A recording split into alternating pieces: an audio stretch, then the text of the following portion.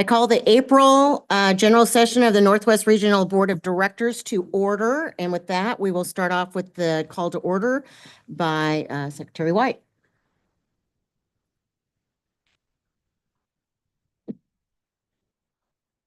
Present. Here. Here.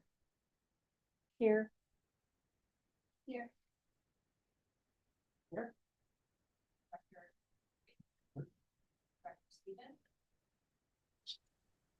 Stevens here.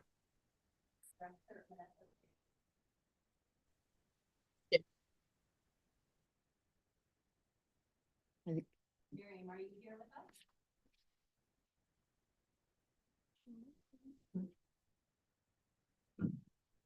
us? Director Meneses Rios, are you here? Sorry, I'm having a hard time hearing. There we go. We'll get our microphones turned back on, but thank you very much. So with that, we are all here. Thank you. I want to thank Seaside High School for hosting us tonight. For those of you that aren't in the room with us, we are looking out at the beautiful Pacific Ocean with the sun going down, and it's quite a sight. But kudos to the Seaside community for having such a beautiful building and it is just really great to be here. So with that, we will start off with the Pledge of Allegiance, and we have a flag straight ahead here. And Director Wolf, you will start our. Yes, and please join me. I pledge allegiance to the flag of the United States of America and to the republic for which it stands, one nation, under God, indivisible, with liberty and justice for all. Thank you. Next is our land acknowledgement. And we want to acknowledge that we gather as the Northwest Regional ESD on the traditional lands of the Chinook, Clatskanie, Clatsop Nehalem, Kalapuya, Siletz, and Tillamook peoples, past and present, and honor with gratitude and the land itself and the people who have stewarded it throughout the generations.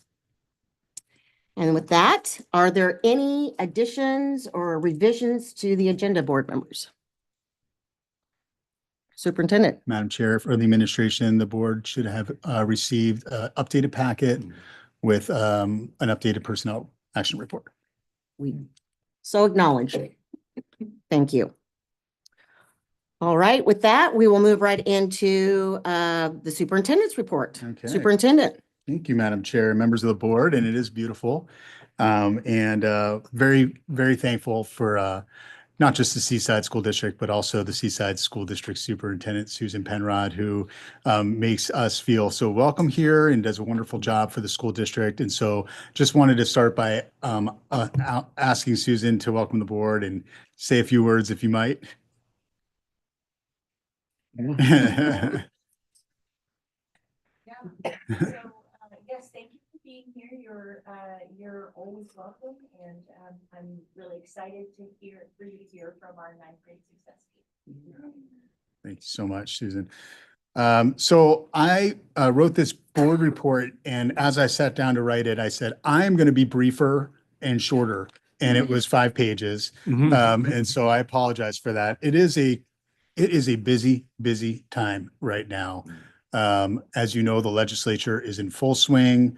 We are highly engaged in trying to get better fiscal revenue into some critical programs at the ESD.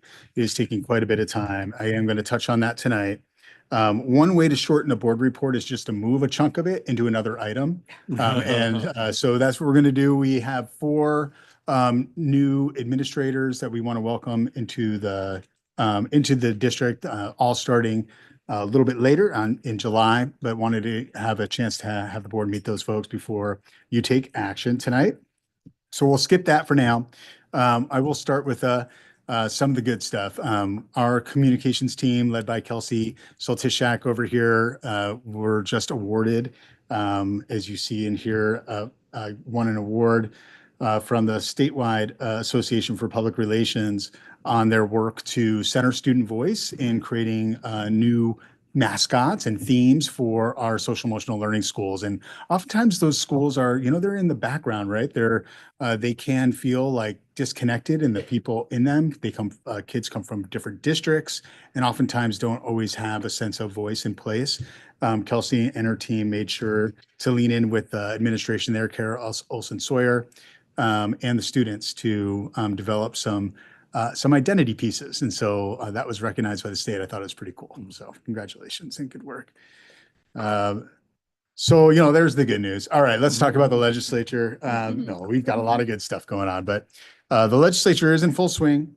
A lot happened over spring break, and there were an unbelievable amount of hearings on education. It was a really, really busy week. The Ways and Means Joint Committee was on a road show.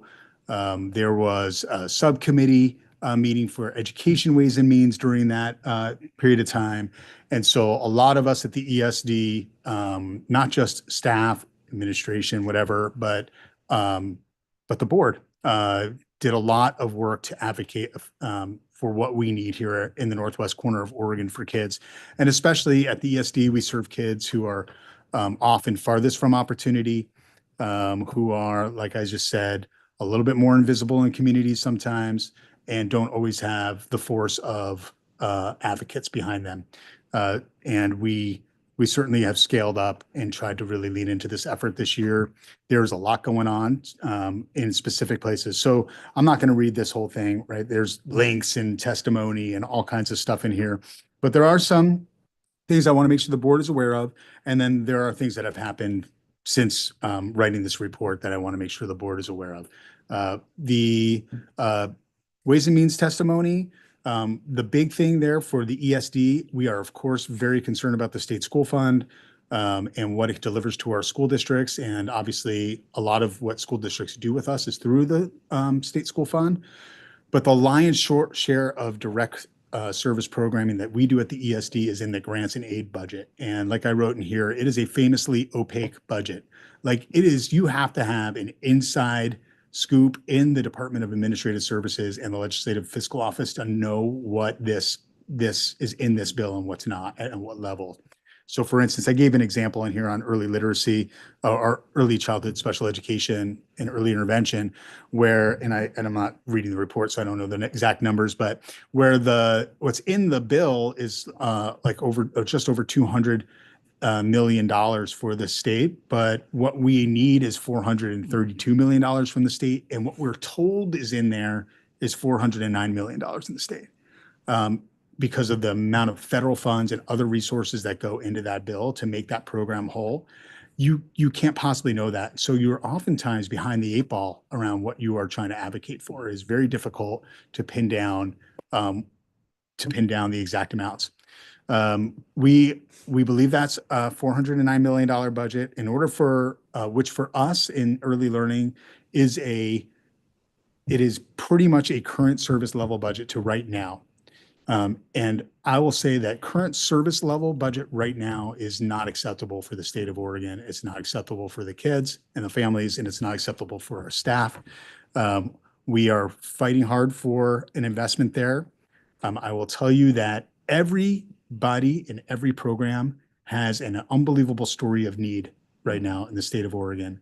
And as I wrote about in the report, because of the level of federal uncertainty, which has only increased since I've written this report, is setting quite a chilling effect across the legislature in terms of budget decisions.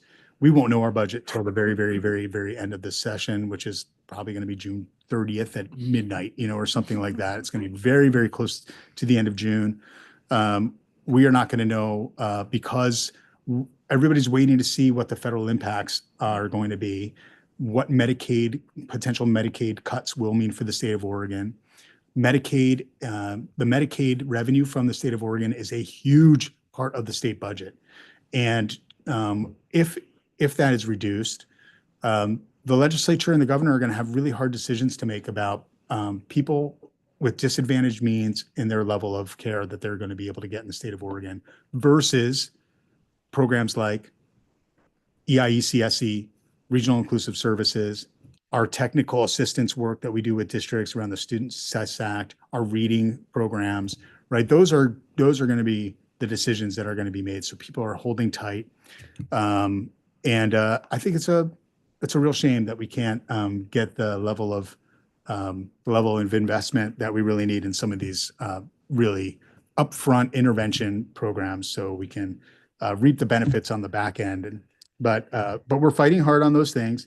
A couple of other things that I want to point out in the legislature right now: the accountability bill for the public education system is in full swing. I think we're now on Amendment 5 is floating around in the background. I gave some input to that this morning with the governor's office. A number of other people have as well, right? It's not just me. I won't take credit for the accountability bill, by the way.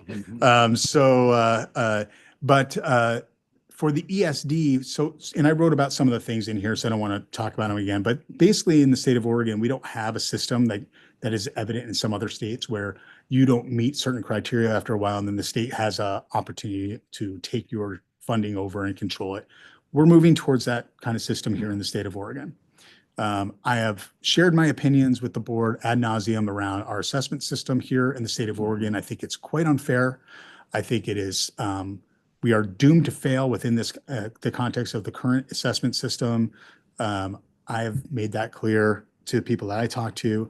Having said that, nobody can deny that kids in Oregon must be able to read at grade level by third grade if they're going to participate in all that we have to offer in our curriculum and have the kinds of careers that we know we want our kids to have access to. So we have a lot of work to do in the state of Oregon. I don't think it's misguided that we would get very heavy around our expectation for outcomes here. For the ESD, and what I want to talk about here is these amendments as they've rolled out. ESDs are really weird places, right? Some of them do a ton of direct service. Some of them do barely any direct service for kids, right? Like if you're an ESD that doesn't have a state contract for EIECSE or a state contract for regional inclusive services that serves our K-12 students with the highest needs in our school communities, you don't do a lot of direct service for kids. So but ESDs are in the accountability bill now in a very interesting way. And it's a moving target a little bit, but what the board should know is we will now be held, according to this last amendment, if it passes, we will be held to the same standards as school districts in terms of when we do direct service for kids. For instance, at Levi Anderson, which is connected to St. Mary's Home for Boys, an adjudication program. When those students, all those students are resident students of different districts. They come from different districts, right? Those districts right now hold the responsibility for those kids' education. They pay us to do that in a treatment setting, but they're still the district students. This bill contemplates those students as the ESD students, which is a big change for our responsibility for free and appropriate education. It's a big change for liability standpoints around special education. We're great special educators here. I'm not worried about those things.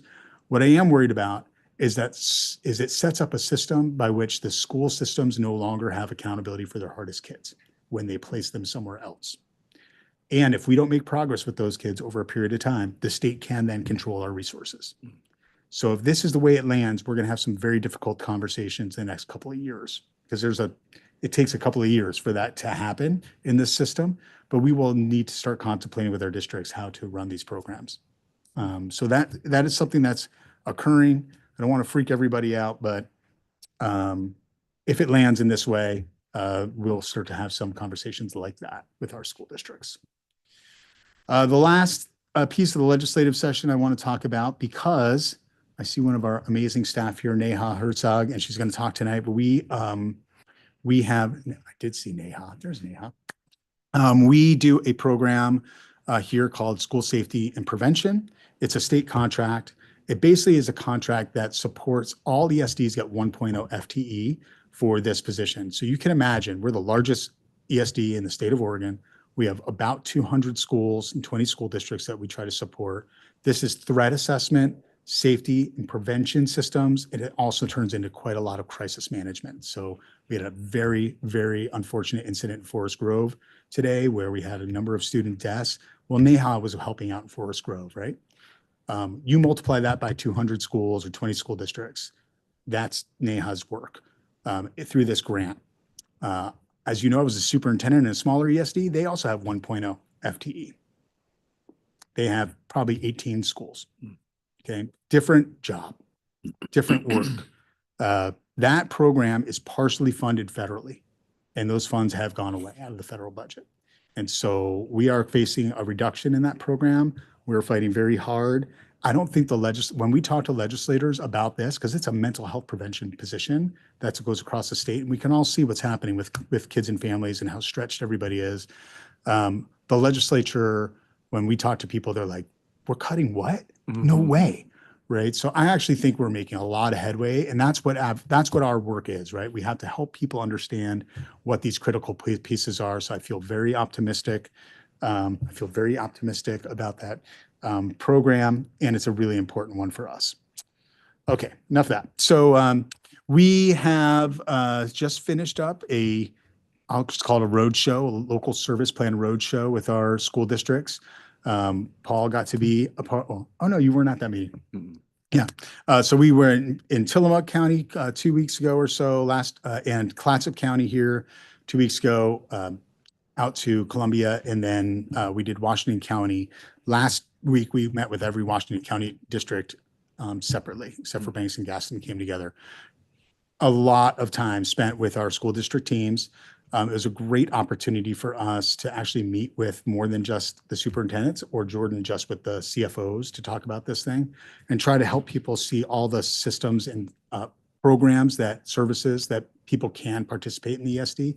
It was really illuminating for school teams that came. And we achieved a couple of things that I think are really important. Number one is people got their service selections in earlier, which means we actually have time to staff up. That is one of the biggest challenges with the local service plan is somebody says in May, hey, we need a speech pathologist. We're like, good luck with that, right? That is like a big, tall order in this climate. So we got things in earlier and we're starting to see that, and we're able to actually staff things up for school districts in these tough areas. Okay, lastly for me tonight, there's a whole bunch of events here that I want to point the board to, but I won't speak on those. The last is, God, this feels like my updates on federal level, which seems like it was written, 5 years ago now, because I don't even mention one of the things that we're dealing with right now at a very acute level. So pinning down what's happening at the federal level is like a 24-hour job right now. And none of us have 24 hours to pin down the feds on what's happening. I will just say that every time there's a shift that happens in the education sector for us, it's like everybody's hair goes on fire and we just literally freak out. We're in 7 meetings for that day from different organizations who are trying to help us understand it. It feels exactly like the COVID pandemic, where you go from Zoom meeting to Zoom meeting, from the governor's office to the AG's office to, health services in that case, right? And it's exhausting. It's exhausting for our staff. It's exhausting for our families. It's certainly exhausting for our state leaders, who I appreciate very much in their stance right now. I talked about the potential cuts to Medicaid.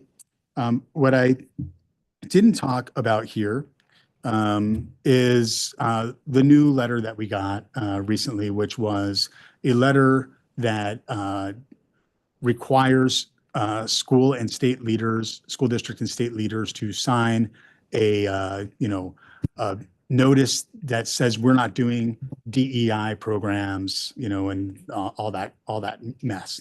And so I just, it's an opportunity. And then what happens for my office is I get a bunch of emails like, what's our stance on that? And I'm like, really? Okay. So let's revisit our stance on that. We in this board have set some very clear directions in our strategic plan, in our policy, in our value sets and statements, and these are all adopted documents. We are not going to waver on our commitment to kids farthest from opportunity in our systems who need more to access all that we want to offer them in education, all that they need to be successful. That is what we do at ESCs. we close gaps for kids farthest from opportunity. That is what we do. If we didn't do that, we wouldn't exist. Should just fold it up. So we're not going to stop doing that unless I get arrested, and then you guys are going to bail me out. So we're not going to stop. We're not going to stop doing that. We happen to be very fortunate that we are in a state with state leaders in this case who support a guy like me saying that into a microphone that's going to go on YouTube. I feel for good meaning and well-meaning people who live in other states right now and families who don't have this level of cover. And we can only provide what we can provide in Oregon anyway. So it's a really trying time. Our migrant team is an awesome team of people. They are working hard to engage families, and families don't want to engage right now. And so we're in really hard time for kids and families, and our systems are really feeling it. And so I just want to end my statements with we really believe that every student belongs and that every student deserves the right to a public education, and that's going to be a value for us. We're not going to waver on here at the SD. And with that, I'm happy to take any questions. Thank you, Superintendent. Are there any questions for the superintendent? Dorian. I really appreciate your focus and reminder that a free and appropriate education is in fact DEI in and of itself. And I just appreciate your continued leadership and unwavering support of that. I think most of us in our day jobs are really closely trying to follow that 24-hour cycle of federal level shenanigans. I'm curious, as many of us are trying to duck and cover and protect our own communities as a regional leader, are there folks either in our district that you see as champions, or are there folks in particular that you're relying on at the state level that are holding that boundary and ensuring that we have safety and security at the state level? I think a lot of various community-based organizations and smaller local governments are reeling and still trying to figure out how we respond, what's within our power to do. I can tell you in my day job, I look to leaders in the state, and I'm curious, are there any champions that we should know of that are supporting you in this work, in addition to your position as a regional leader? Yeah, and I'm not going to say anything that will knock your socks off, but we have an AG that right now is holding the line. And without that, it would be very difficult for, like I said, for us to be having this kind of conversation.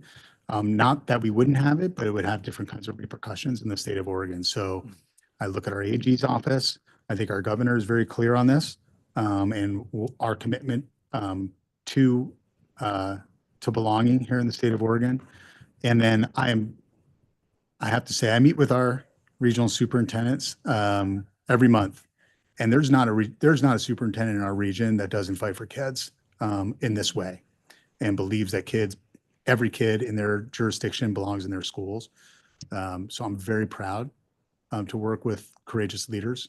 It actually keeps me going. So yeah, those are some examples. I think we have some state associations that are also really in the game.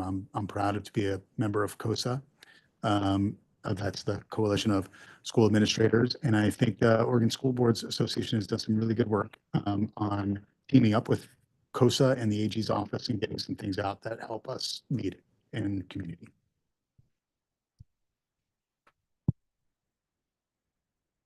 Ernest? Thank you, Chair.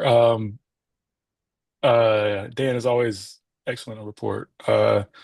Even though these are, difficult times, thank you for your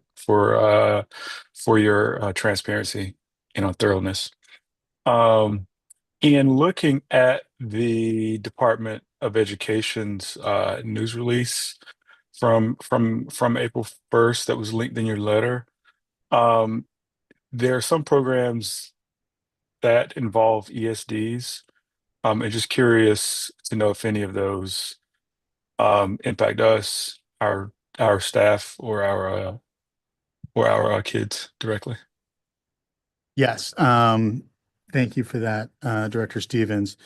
The one that I think is the most direct impact for us is actually work that we were planning to do that will not happen now, but was going to. So there's nothing that we're doing now that needs to be reduced, et cetera, because of this most recent barrage from the federal government against education, public education. The thing that we were highly engaged with the department, actually quite the lead, one of the leads for the department was putting together this 5-part series on effective literacy practices as a catalyst for the literacy work across the state, and that work will not happen now.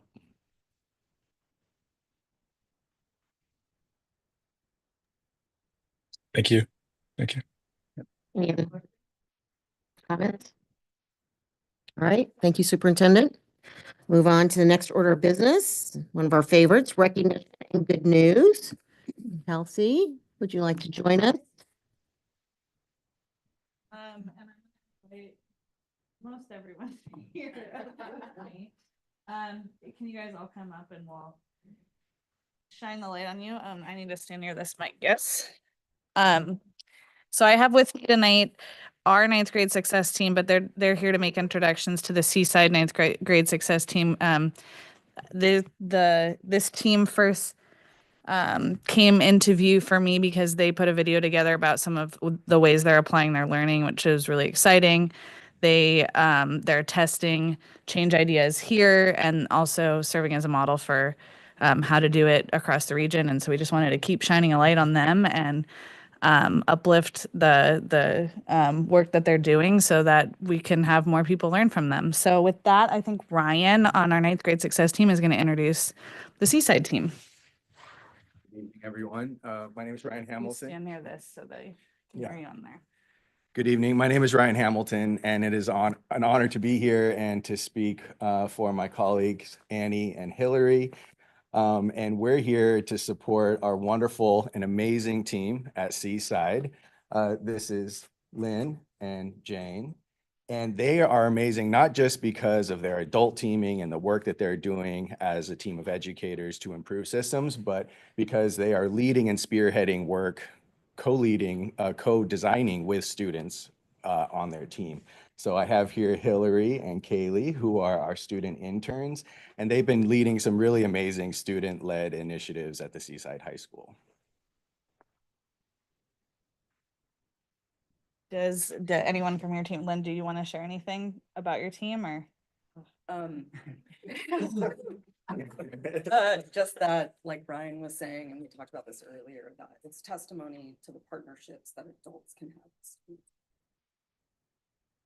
I think collaboration and student voice has been like the 2 major themes that have been really impressive with our work. And I'm just so grateful that these 2 have, they're here tonight. Hillary had track practice and she got up here. They're really committed. I think we have some really resilient students at Seaside, students with a lot of potential. We have a really diverse set of students from different backgrounds. And I think that our 9th grade success team, many of who, we have lots of other team members that aren't here tonight, but our adult team is pretty diverse too. So we're able to meet the diverse needs of our students and bring so many great things to the table. And I'm just, really proud of the work we've done. Thank you for having us here tonight. We have a lot more learning to do, but it's really awesome to be able to share what we've learned and hopefully spread it to other districts in our region and beyond. Yes. Thanks. Well, I'll jump in and I'm sure I'm speaking for the whole board. If the 2 student interns, so for the folks on screen to hear you as well, if you would come forward and have a seat, because we want to hear about your experience. It sounds fantastic. So I'm sure you have great voices, but I just want to make sure they can hear you as well. So tell us what it's been like. Thank you, Chair. I think it's been a great experience. I want to thank you guys all for the work you do. I think this program is so fantastic. I really enjoy being able to help out students become successful because I have a really big passion for success. And so being able to help students reach success as well is just really rewarding, and actually being able to see it have a difference and impact on students is just really special.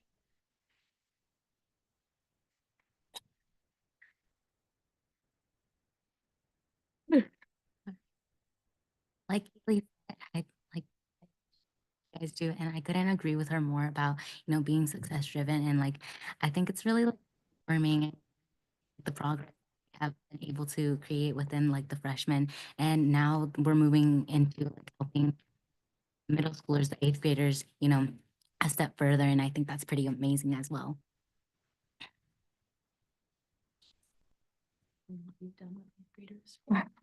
Yeah, we recently, in January, we gave presentations to eighth graders. We gave these same presentations to ninth graders in the fall. It's kind of in on our school's graduation and things they can be doing to help set themselves up for success. It's kind of getting them in the mindset of like, oh yeah, like this is real life. I need to step up. And so we did those same presentations to eighth grade students, and we received some really great feedback from everyone. We provided them with a Google Form survey after our presentation, just to kind of like see what they took from that. And we received a really great feedback from everyone. Like it did make me realize that no one really knew what they were getting into, or like how to get on track and what we need to do to graduate. And so I think I was really happy that we decided to do that. That's great.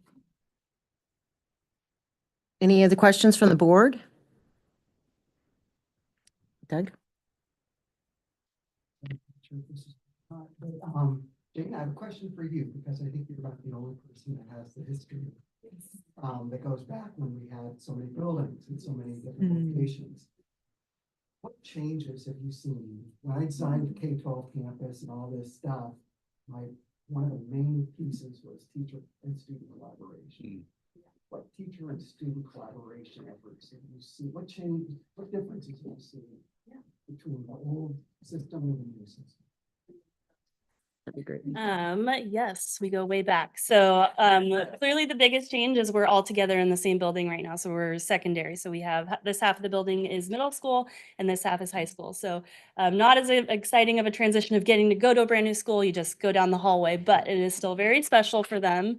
I think the biggest change with that I've seen is just such a better transition program for our 8th to 9th grade transition. So being the 8th and 9th grade school counselor, the fact that I get to meet with those two grades in the same building, and they have a familiar face when they transition from the middle school to the high school, amongst all of the brand new adult faces that they see, I think has been really helpful.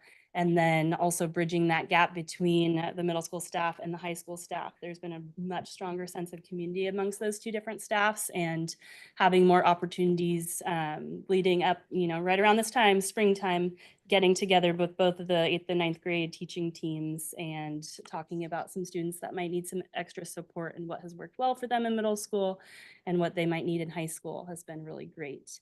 And then I think just, what they were describing with the peer learning, so them going into the 8th grade classrooms and giving those presentations.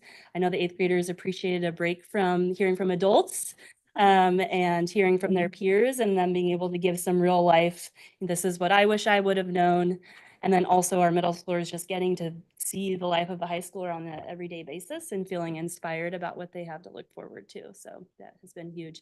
And we are currently working on developing our summer bridge program. So we've done just a one-day link day in the past for our students, preparing them for 9th grade. And so we want to build that. Tillamook is actually our inspiration. They have a really great summer bridge program. So we're hoping to build that out until a week long. We're going to start with 2 days this summer, but really focusing on building connections among students and staff.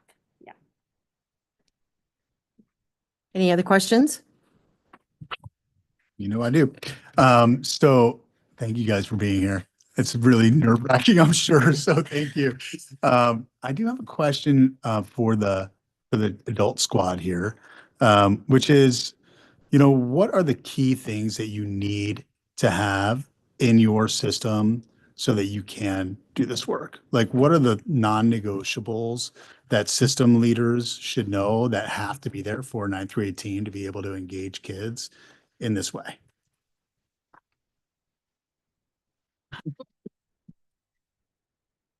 I can start us off. I would say first and foremost, definitely administrative support, and we have lucked out a lot with that.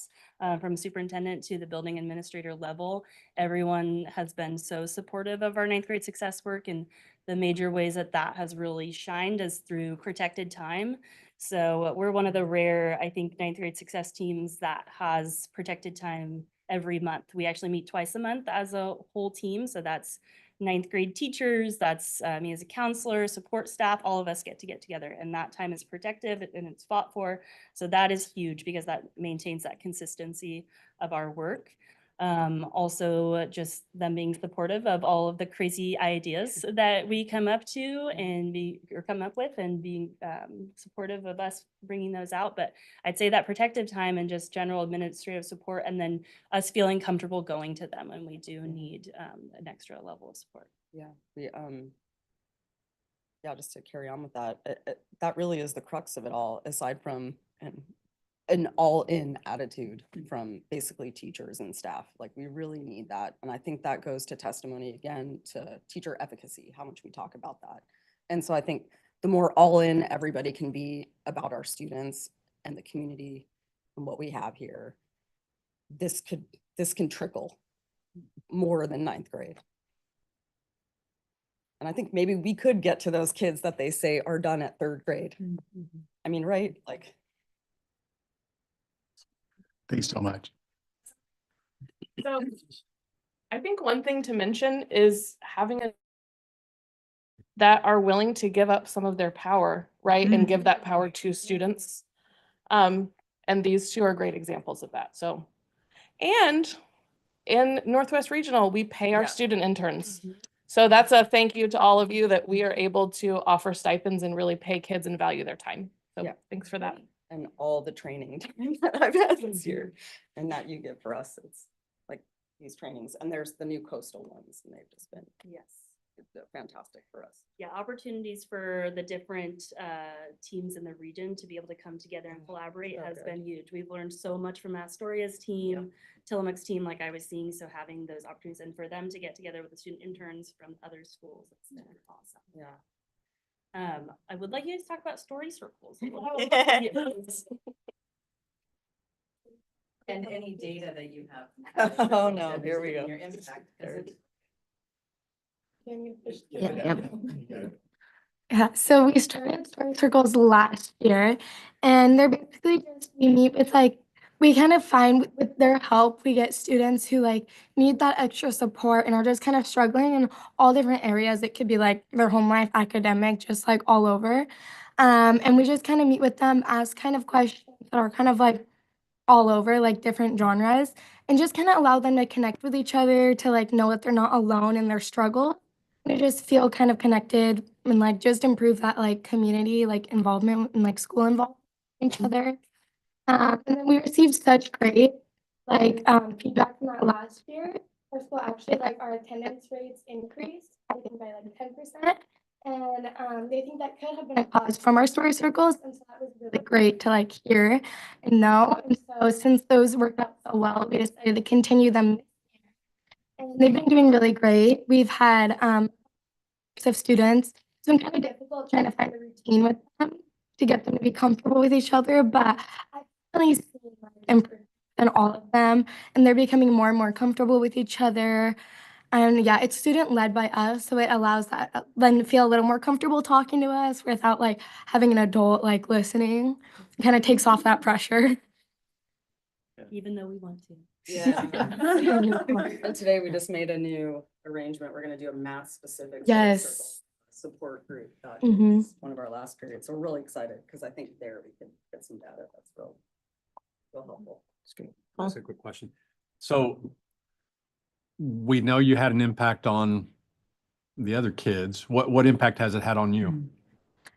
I think it definitely has like been an eye opener for me, like realizing that like it is like really possible to like make a difference within our school, and like being able to see that change, like it is empowering, and it also like improves my like communication skills with students, because working with like kids is something I want to pursue in the future. And so this kind of helps me like learn like the best ways to like communicate with students. And I think, yeah, it's just a really great experience, I think, to have.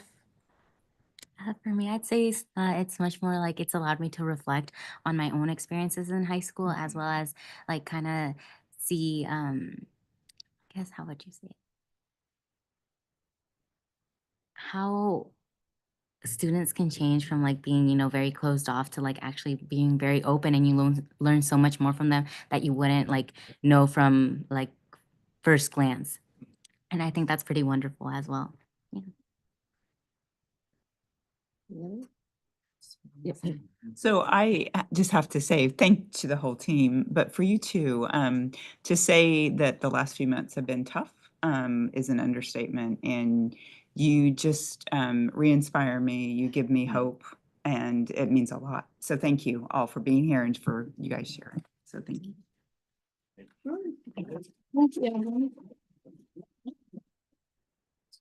Can I do something that I don't normally do? Because I could get the normal board chair superintendent, but can we just like get you all to stand up and kind of Sure. scoot in and get Yeah.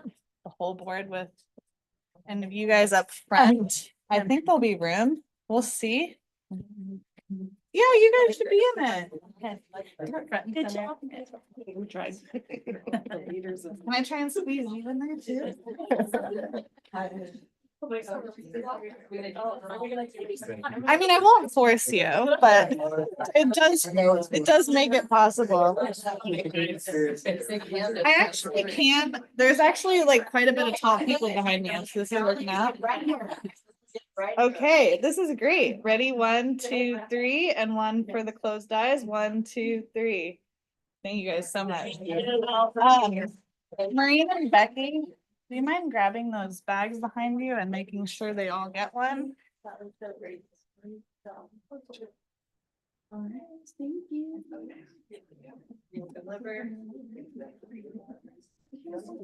I know, me too.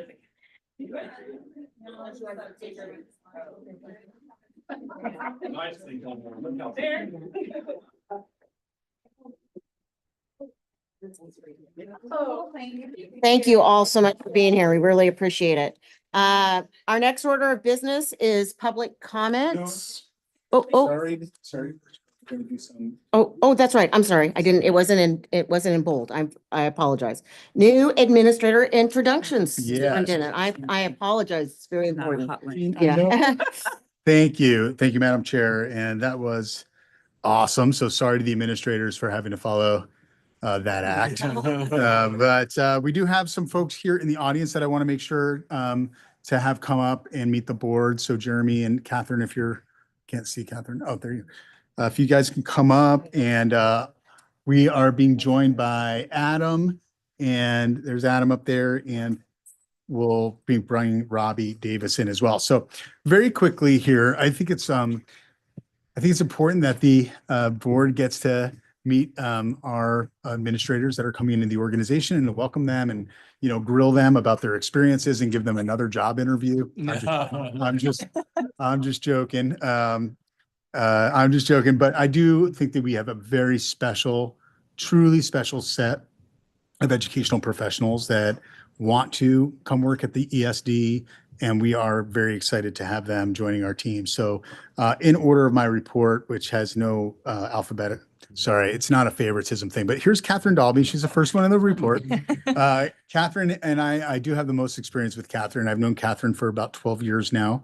And when I met Catherine, she was a middle school principal, and in a farming community, very rural, very diverse school, majority kids whose families doing migrant work. Before Catherine was a principal, she was a migrant recruiter. She's fluent Spanish speaker. Probably Russian too, but no. Okay. Plays the violin or the viola as well. So, and she, and what I noticed in Catherine very quickly is that she has high integrity, high trust, high follow through, cares a lot about kids and a lot about educators, and knew that she would make a great HR professional. She's joined us here at the ESD about 2.5 years ago. 3 years ago, 1.5 years. 1.5 years. 1.5 years ago. Jeez. And I'm very pleased to be recommending her to the board to be our Chief Human Resources Officer after July 1, when Debbie Simons leaves us.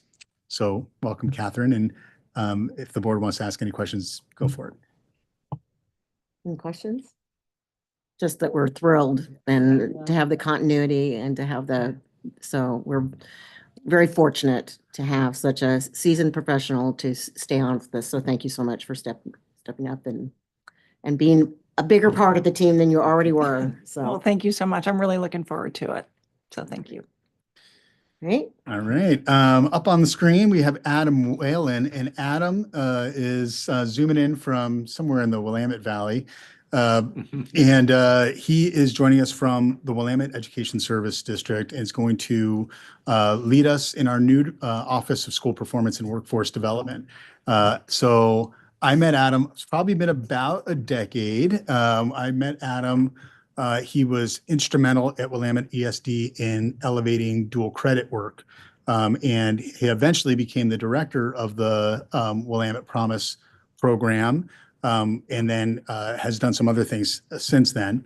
But I met Adam. He has an unbelievably good and thorough understanding of higher ed systems and how they interface with K-12 systems, the barriers that often kids with the least amount of resource have to face coming out of a high school system to get into a post-secondary system or into a career, and has been one of the people in Oregon that I've really looked up to and when I have questions about these barriers and how to undo them, I often have called Adam in my career because it's a really weird and hard landscape in higher ed and in workforce development.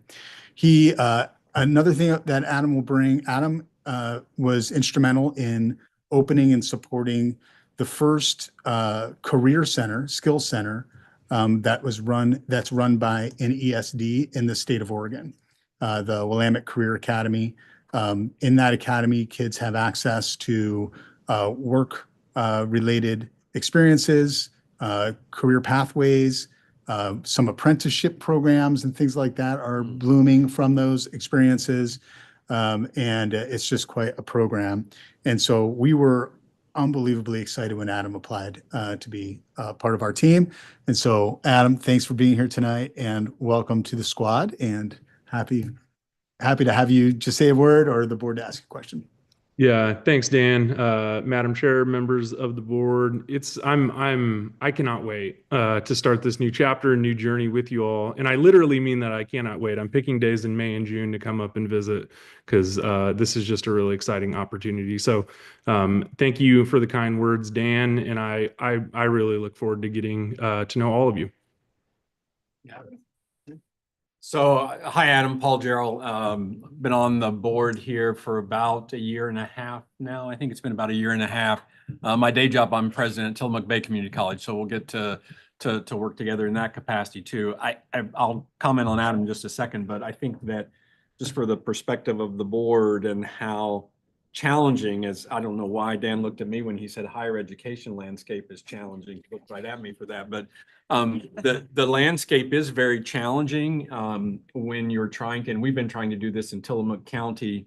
We've been trying to really align workforce development and early career exploration all the way through to work-based learning opportunities and things like that. And it is very, very difficult to do that. We start, we stop, and it's especially challenging when you're in a small rural area where we have lots of small rural areas around here. So it's really nice to be able to see the ESD play a role in organizing all of these small silos that we've got into one larger area. And I think with Adam's expertise and the work that he's done with the Willamette ESD over in the Valley, I think we can make a big difference for the communities here on the coast and the students that we all serve. And I really look forward to working with you both in this capacity here as a board member, but also helping to solve some of these issues of generational poverty. Because if we don't get our systems working together, no pressure, we're not gonna be able to do that. So I admire the forward thinking of the ESD to put this work on board, and to be able to attract somebody of Adam's caliber is really spectacular. So it'll be good work. Else? Just welcome Adam on behalf of the board, and you don't have to answer this question, but I do plan on attending next month the statewide ESD meeting, and I just want to know if I need to get out of the way of Dr. Morlock is all I. You know, Like I Madam said, you don't Chair, need to. let's say perhaps. I am also attending that conference, and I look forward to meeting you in person. Great, thank you. Thank you so much for joining us. We look forward to working with you. Okay, I know we're trying to get Robbie into the screen here, but I think I'm the one who has to worry the most about Dr. Morlock, just so. Oh, there's Robbie right there. All right, so I want to welcome Robbie Davis, and Robbie's going to serve as our Director of K-12 Special Education, working with Kathy Jensen. And Robbie is a former, we won't hold this against you, Robbie, but Robbie's comes from PPS, from Portland Public. Is a former principal and special education teacher, was principal at Da Vinci Middle School. And Robbie was a part of a mentoring program for new administrators and PPS. And so I happen to know very well one of the people who mentored Robbie. So I, of course, called my good friend Liz Casson-Taylor, who I used to work with at Irvington Elementary School in the late 90s. And Liz spoke unbelievably highly about Robbie, about her integrity, her focus on kids. She came off in our interviews as a very strong, non-negotiable leader around what kids need, and just couldn't be more pleased about the work that she did at Da Vinci, and that she is going to be joining our team. And so Robbie would be here, but I think she's down in Texas right now. Is that right?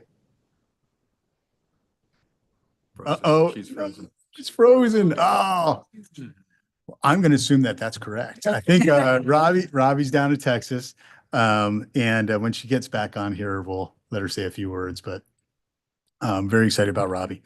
And with that, I'll move into Jeremy here, and we'll try to get Robbie back on the screen. So Jeremy had to travel far to get here at the high school in Seaside, but I mean, right down the hill. Jeremy is the vice principal of the elementary school here in town. He was the special ed director, or the student services director, I think is the title. Yeah, here in Seaside. His lovely wife works for the ESD, and Jeremy is going to come to us and be the principal of the service center in Astoria for Clatsop County, which serves, as you know, a very big early learning footprint in our EIUCSE program. So we're very excited about Jeremy, and he came with some pretty good references, like Dr. Doherty down there was a reference.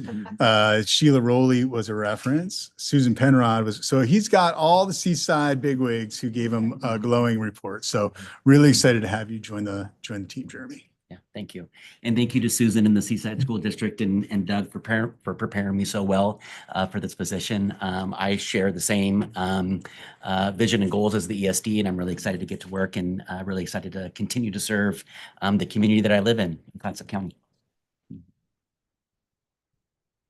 Any question? Yes, Doug, please.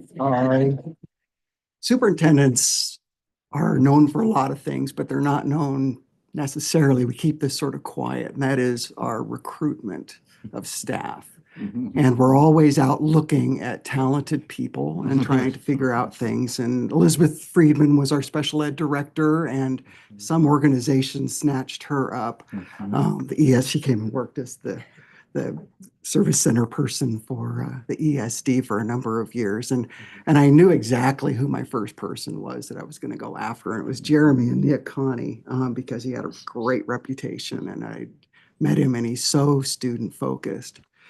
But the one piece that Jeremy is particularly set up to do well with this. He has a great skill set in a lot of different areas, but the one area that didn't surprise me, but it just sort of was such a wonderful addition to our administrative staff. He truly is a parent whisperer.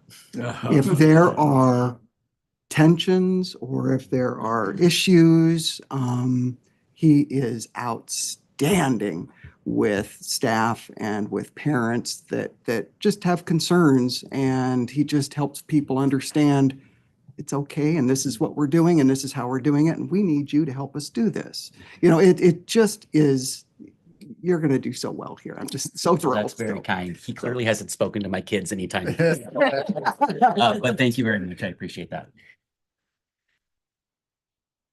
Any other comments? Again, welcome. I mean, again, oh, yeah, Robin's back. But we so look forward to working with you and welcome. Thank you for joining us tonight. So thank you. That's great. So Robbie, you're back with us. We'd love for you to say a few things. Yeah, thanks. I'm sorry that I kind of remixed some things. But thank you. It's very nice to meet you all. And I know that I'll see you all in person very soon. I'm really excited to join Northwest Regional and just really contribute to the great work that you're doing and just keep moving it forward. So thanks for having me, and thanks for your patience. Well, thank you. We know that you're traveling, so to join us tonight, we really appreciate you making the effort to do that. And we do look forward to meeting you in person. And it looks like we're really in for a special treat with all the wonderful skills that you're bringing to our ESD. So thank you so much. Anything else? All right. With that, thank you so much. We look forward to working with everyone. All right. Our next order of business is public comment. All right. Ginger, please.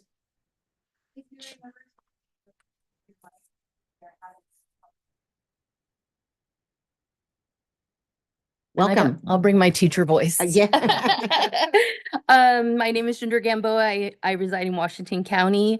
Madam Chair Timchuk, Superintendent Goldman, ESD staff, board members, and guests. There were more guests here earlier.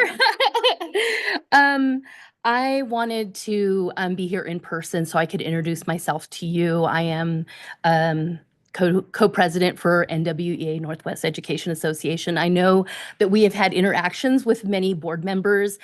It's not always been the most positive, and so I wanted to be here to introduce myself to you, who I am, why I work for the ESD, and also why I am passionate about union work. So again, my name is Ginger. I was named after a cousin who actually was from the Pacific Northwest. Her name was Virginia. And so, but my mom liked the name Ginger. That was her nickname. So that's what she named me. And I am Latina. I consider myself a person of color. I have 2 daughters. I'm married to Latino. I'm raising 2 strong, outspoken, no surprise, girls, Latinas, and I adore them. And I'm so happy to be a teacher, to work for Northwest Regional. I've been with the district for 10 years. This is my 10th school year. And I absolutely love what I do. Sorry, I have my notes here. Previous to that, I was a back to school mama, and at the age of 36, I went back to school, got my BA. Then I heard from the U of O, because I was residing in California, heard from the U of O. They said, hey, Ginger, would you consider filling out I was studying to be a speech pathologist. They asked me, we have room in our early intervention. I had worked in early intervention, but it was really like, it was through nonprofit. So I worked at a place called Exceptional Parenting Unlimited in Fresno. And so, but I wasn't familiar that you could actually get a degree in early intervention. So when they wrote to me, I'd already decided I was going to take a year off because I was exhausted from going to school. And then I applied and I got accepted and moved my whole family up to Eugene. And so at 43 years old, I got my MS. I applied for the ESD, and we were on our way up to Beaverton. We had family in the area, so we, we wanted to settle where we had family. So anyway, so I am a U of O graduate, go Ducks. If you notice, like my phone cover or my, like everything's Ducks. I love going to the Ducks games. My husband hasn't agreed yet to season tickets, but it's okay. Anyway, so that's a little bit about me. I also, my other role is co-president of Northwest Education Association. This is like my second year as co-president, and I was 2 years vice president. And this is really like in equity work, we talk about personal, I'm probably going to botch the order, but local, immediate, and personal. And for me, this is personal. My mom was a union leader. We lived in the Central Valley in California. She was a farm workers union leader during like the uvas, the grape strike. And I went to many, many meetings with her. And I was there as a little kid, you know, like playing with my brother and sister. And so I lost her in 2020, right before COVID. And I feel like every time I'm doing union work, my mom's with me. I'm living out her legacy, not only for her, but also for my girls, because they see mom as the strong, outspoken leader. And I want them to emulate and do, because that's their Nana's legacy, right? So I just want to invite all of you. I'm a person. I'm human. Like I really am, you know. I would love to have coffee or to just, you know, chat on the phone or whatever it is so that you can get to know, you know, like me, all of our union leaders, that we are real human, you know, I have heart. I do this with passion, as much passion as I do my work during the day with my students. And so I'm just so thankful. Thank you for letting me share my public comment. And again, I just invite you anytime, right? Like come, hopefully I go back to the classroom next year, but because I'm a community provider, but you're all welcome. Carol came to my classroom and observed. So please, please, anytime. And thank you so much. Thank you for taking the time to join us here tonight. Appreciate it. All right. Consent agenda.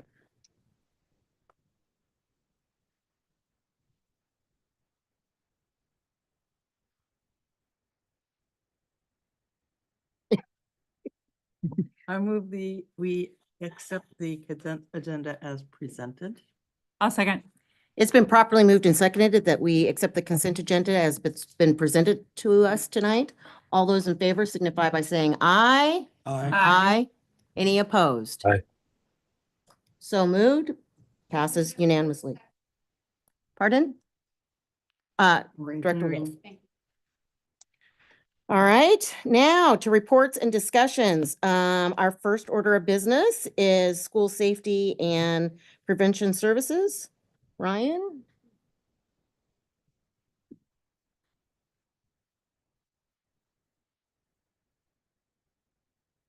Thank you so much for joining us tonight. Thank you, Madam Chair, members of the board. Appreciate a little time to talk about school safety and prevention. My colleague, Dr. Neha Herzog, will do most of the talking as she shares about the resources she provides for the region, as well as the project activities we do for the state and with the state. And I just would want to kind of set it up. I gotta push a button. Just okay. I just want to set it up. I think piggybacking on what Superintendent Goldman shared about the importance of this work. As a practitioner, a teacher leader, principal, a central office admin now at the ESD, there's unfortunately no shortage of navigating tragedy and crisis and risk assessment and healing. And so we're just really lucky to have a professional like Dr. Herzog, who is a technical assistance provider and resource for our 200 schools. And it's a big job, and she does a heck of a job. So I'll turn it over to her. Thank you. And thank you for having us here today. I'm going to share some highlights about our program and then leave some time for questions, hopefully. Does this let me control the slides? I'm going to talk directly into here. There we go. So up at the top, I have the laws that kind of govern the safety and prevention system as it currently exists. And I'm just highlighting a few things that are involved in managing this system. So it includes providing training, developing programs and systems, coordinating different local teams, and also providing ongoing consultation about in all aspects of safety and prevention. And the values in which this system is rooted include social emotional learning, health and public health, culturally and linguistically responsive practices, and trauma-informed practices. And what the system is designed to do, in addition to enhancing safety and preventing crises, is to result in fewer disproportionate and more equitable outcomes, especially for our youth that have been marginalized by our systems. So that's something that I want to highlight throughout this work. And what I have up here is a river, which is something that we use in this work to kind of illustrate the different ways that you can intervene when it comes to safety and prevention. So if you look at the far left, we've got a waterfall, and there's some kids in a river about to go over that waterfall. So at the most acute point in this work, we're doing response work. So something bad has already happened. The kids are in the water, they're about to go over the edge, or they've gone over the edge. And at that point, we are supporting coping, we're supporting recovery, we're helping communities respond and recover from trauma. So the aspects of my work that are in that realm include responding to crises and tragedies, bias and hate incidents, suicide postvention, which is the response after a suicide death, and sexual incident response. And then if you look further upstream, we've got some kids in the water.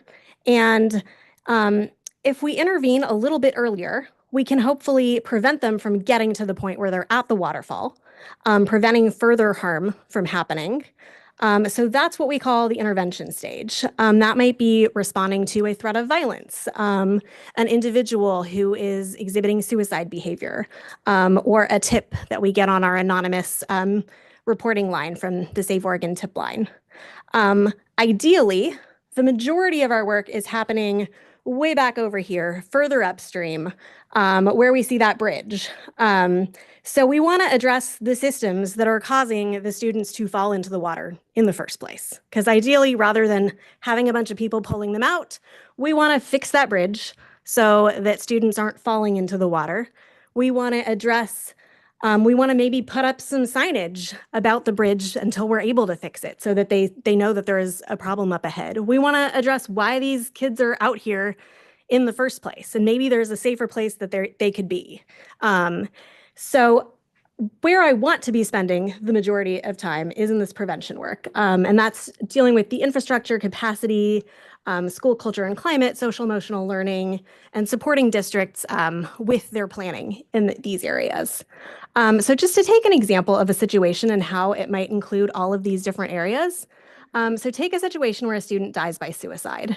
Immediately, we go into response mode. I'm going to mobilize a team to get out and support students and staff. I might be working with cultural groups to make sure that that response is tailored appropriately.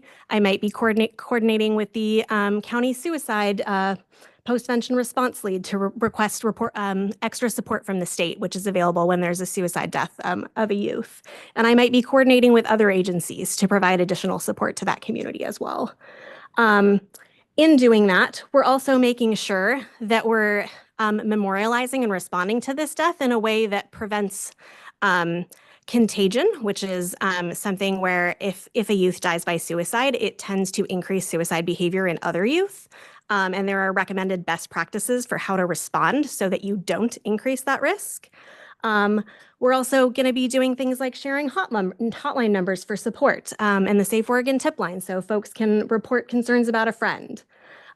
If these other things haven't already been done, we might provide some additional training to that area and to the tragedy response team members in suicide deaths. We might do some all-staff training in how to recognize warning signs, and we might make some updates to that district's suicide prevention, intervention, and postvention plan. I also might be consulting on individual students who demonstrate suicide behavior, facilitate additional training to increase capacity for staff in that area to respond when there are those concerns, as well as additional coaching on safety and resource plan development. And so something I want to highlight here is that where I start working might happen in any of these different areas. This doesn't go in a certain order, and these things might all be happening concurrently. So if we got a threat of violence, we might start in the middle at intervention. In all of these areas, something that I focus on is thinking about race, culture, and bias. So are any of the behaviors that we're seeing something that might be appropriate in this student's culture? Are there any aspects of our work that might be influenced by our own biases and stereotypes? And are there any cultural considerations that we need to think about when proceeding with this family or with this community? Just to highlight a few successes since I started in this position, all 20 of our districts and all of our Northwest regional schools are now enrolled in the Safe Oregon tip line, which allows for anonymous reporting of any safety concern. 19 of our 20 districts have completed, posted, and updated suicide prevention, intervention, and postvention plans. We've got all of our districts and internally, we have staff trained in level 1 behavior safety or threat assessment. So they can all respond at the building level if there's a threat of violence. And then I would help them if it got beyond building resources. 18 of our 20 districts have identified crisis and tragedy response team leads. The 2 that are missing had folks leave the district and they're working to replace those folks.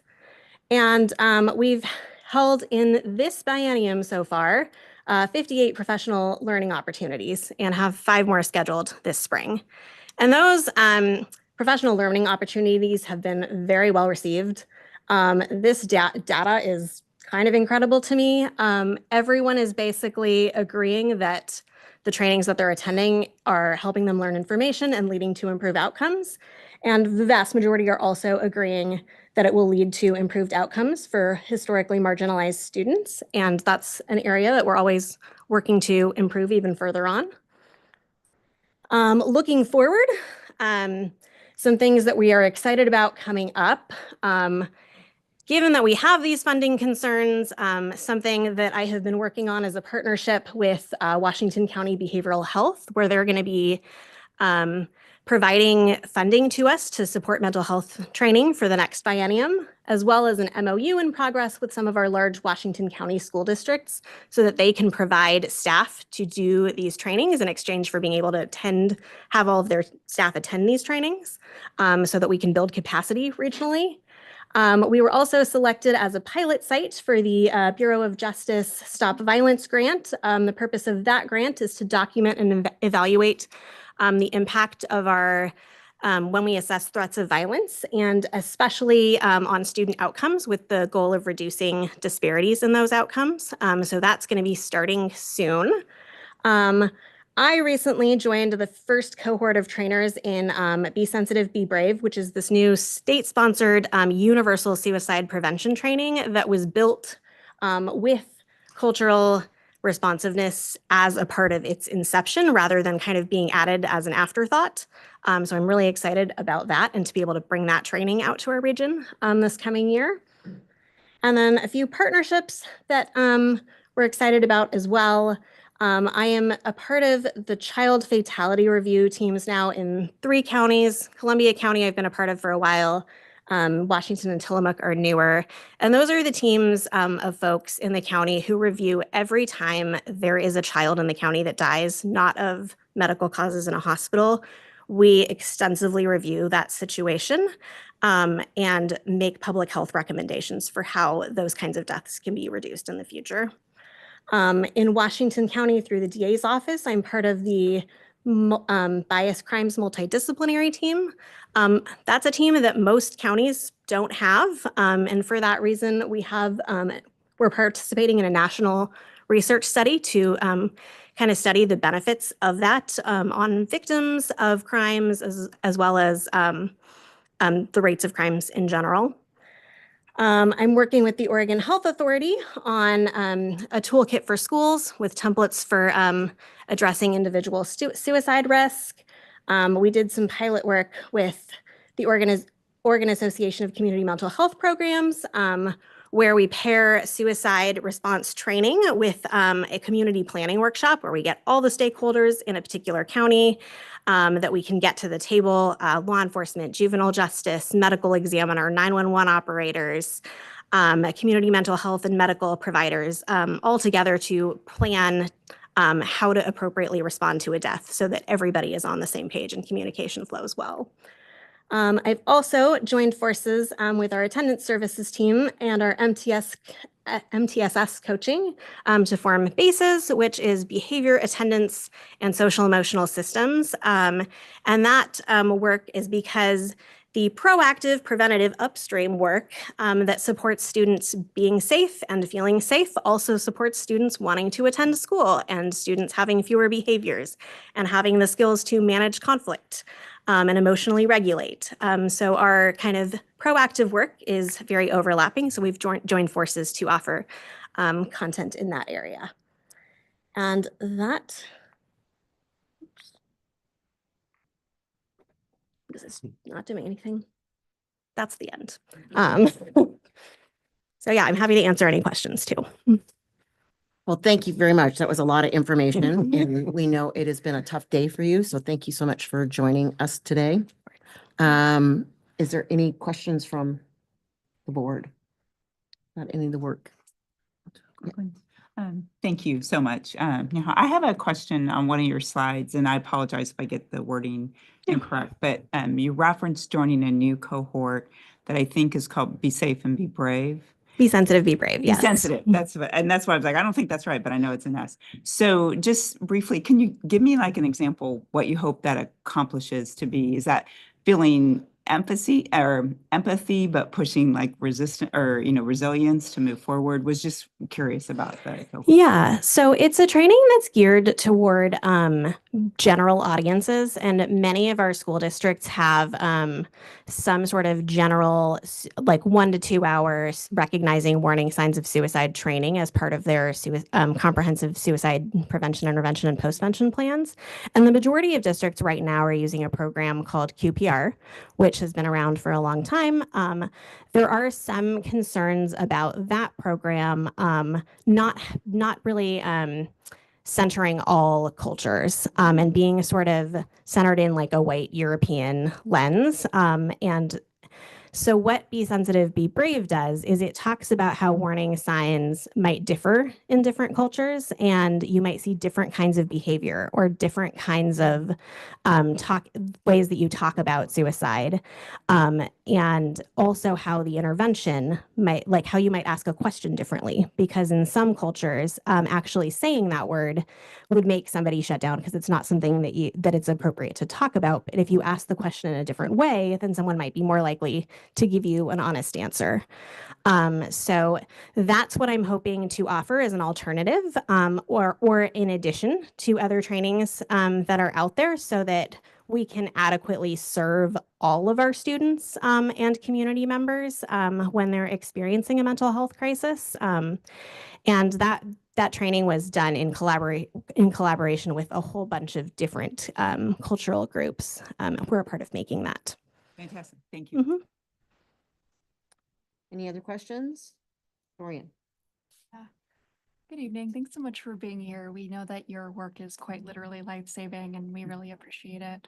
Yeah. I also really appreciate your focus specifically on prevention. And currently in our national environment and locally, we're experiencing a lot of resource scarcity. And sometimes, even though prevention is the best return on investment, sometimes that can be the first thing on the chopping block. And I think folks in this room know that Washington County is experiencing a severe budget crisis. And so I'm curious, as the Hillsborough rep on this board and to my colleagues, are there various layers of government that we can advocate for your work, knowing that prevention has a high return on investment and that it is quite literally life-saving? Are there spaces that we can occupy to support your work? Any way that we can champion this? Again, our public health systems and behavioral health systems are not adequately funded, but please let us know how we can show up for you. Thank you. And yeah, I think right now it's, anywhere at the state level where they're choosing to allocate, where to allocate funding. And when it comes to mental health programs and school safety programs, we're doing the best we can with the resources that we have. And given that uncertain future, I think trying to work on making sure that our resources are utilized at capacity. So if we're holding a training, we're getting as many people as we possibly can there. And if we're providing funding for something, we make sure everyone's aware of it. And doing more sort of collaborative work within the region so that is the case. And I think, if we were able to get more funding in this area, then we would be able to do even more. Superintendent? Thank you. Thanks, Neha. Dorian, you're making my wheels turn a little bit here. My gears are shifting, which is not always easy to do. So I'm wondering, like, one thing for the board to think about in relation to Dorian's question and is our relationship and your work with CCOs. It's a system that we don't often connect to very well in the education sphere, and we often don't speak the same language, but are doing similar work. And I think that's an area where if you in your work can think and explore, that's something that question made me think of. Any other? Well, we thank you for your continued work and thank you for the great presentation. And please keep us in mind what there's something we can do to support the work that's being done.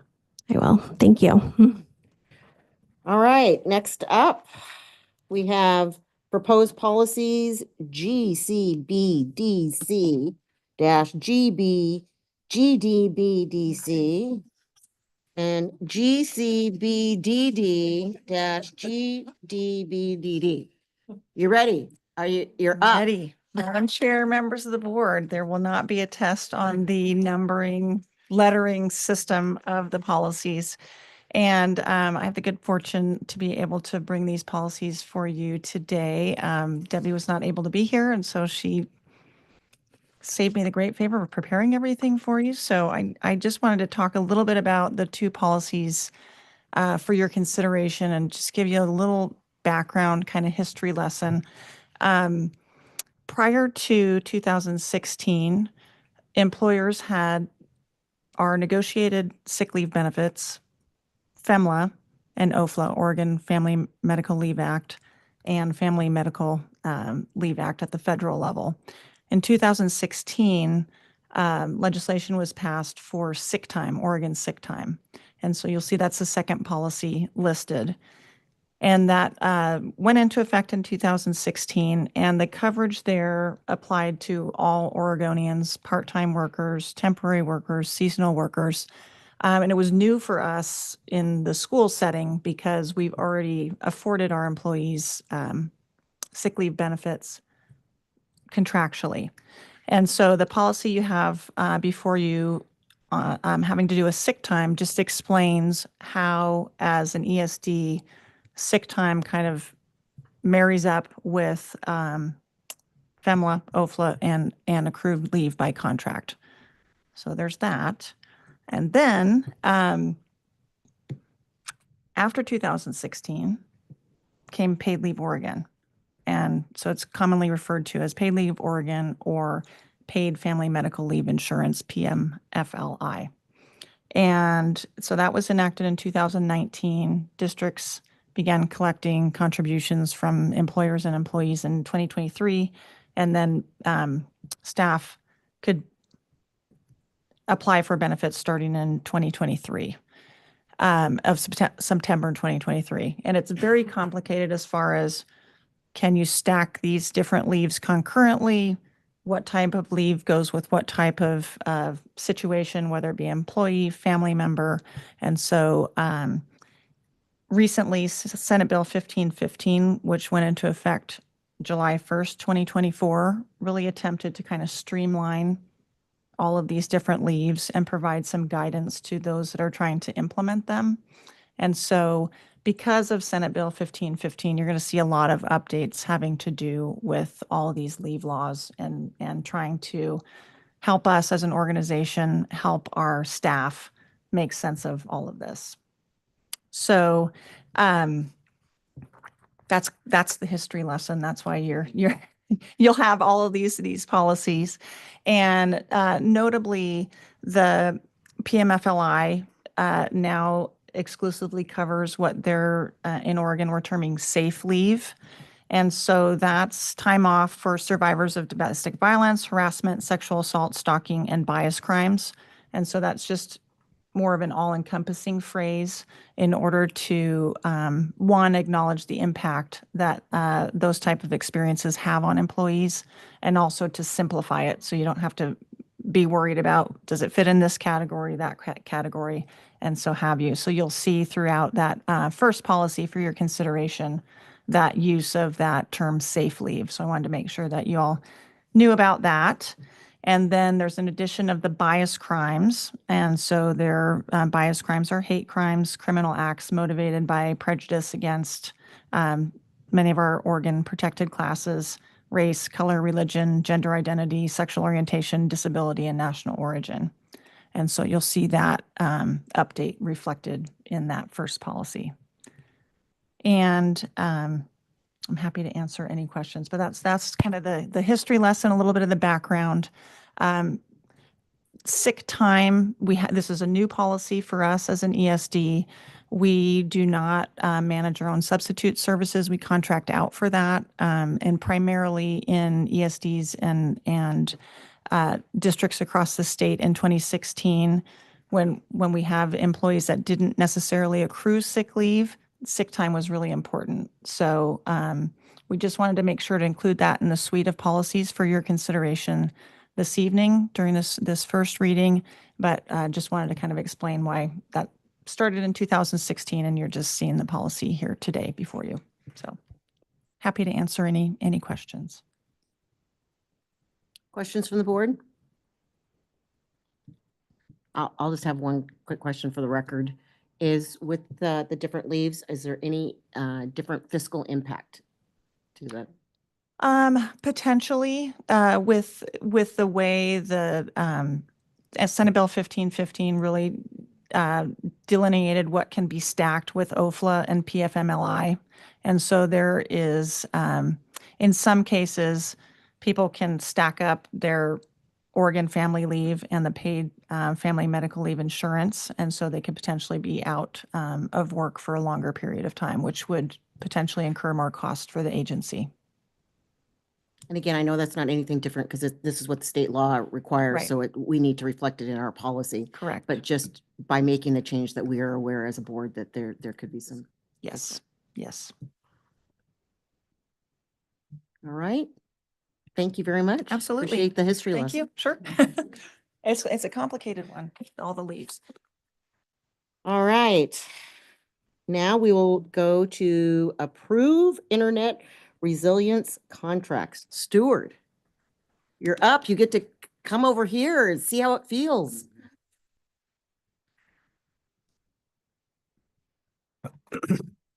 Thank you for the time this evening to speak about the work we're doing around the internet. We're really excited about this.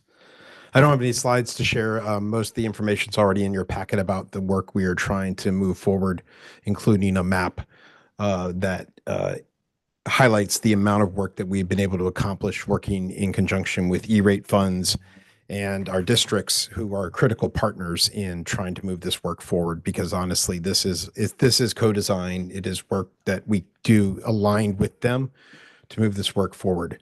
And so at a simple level, the easiest way to think about it is, traditionally we've had what we would call a hub and spoke philosophy for internet, which is the ESD would be the hub and we spoke out to each district, almost like a ring. But in this way, we're actually forming a ring by connecting the school districts to each other so that all of us share in the load together. And so you take a St. Helens connected to a Scappoose, connects to a Rainier, connects to a Clatskanie, connects to a Napa, connects to an Astoria, and then back around to Seaside, and then back to the ESD. And that forms a big ring through which we can ensure that should any of those points break down, a truck hits a wire going over a telephone pole outside of Clatskanie, the traffic then goes the opposite way around the ring and still gets out to the internet. And unlike, say, even pre-pandemic, we are now in an era where if the internet is down, and I know Dan, he teases me about this endlessly, network is in the internet is the educational plumbing, right? It is the thing through which education flows. And that's because curriculum is online, grading is online. The videos that kids watch are online now. There aren't VCRs sitting on TV carts anymore as when and many of us were kids, or 16 millimeter projectors if we're dating ourselves like I am. The internet really does become the backbone of student learning. And so we've been having a great discussion this week in cabinet about connectedness of operational areas like technology to student outcomes. And internet is one of those things through which we can very clearly draw a line through which we know kids are getting the educations and resources they need while the internet is working. And so we are very proud of the role we play in this. And so we're very excited to bring this opportunity in partnership with the districts to you tonight for your approval.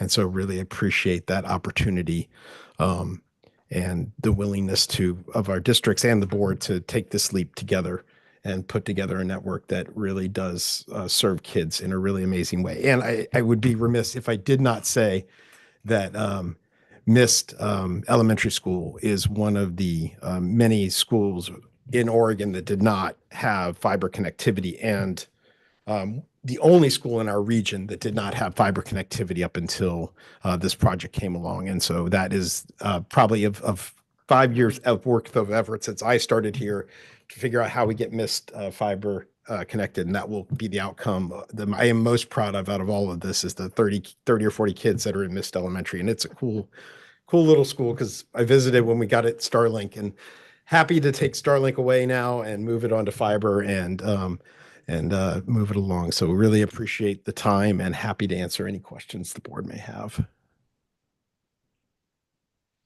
Ernest.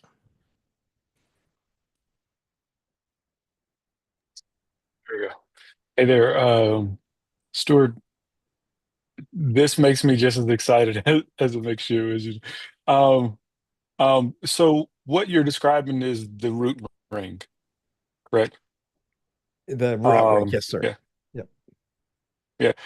Are there access rings coming off of the root ring, or is it just one large ring with no smaller access rings? It is multiple rings, but we try to do as few spurs as possible, but we do have a couple spurs that spur off in occasion. It's kind of one. Yeah, where we have a one-off school in one location. And so it isn't a perfect end-all solution, but we do have, I think there are 5 rings all in all as the outcome of this year's project.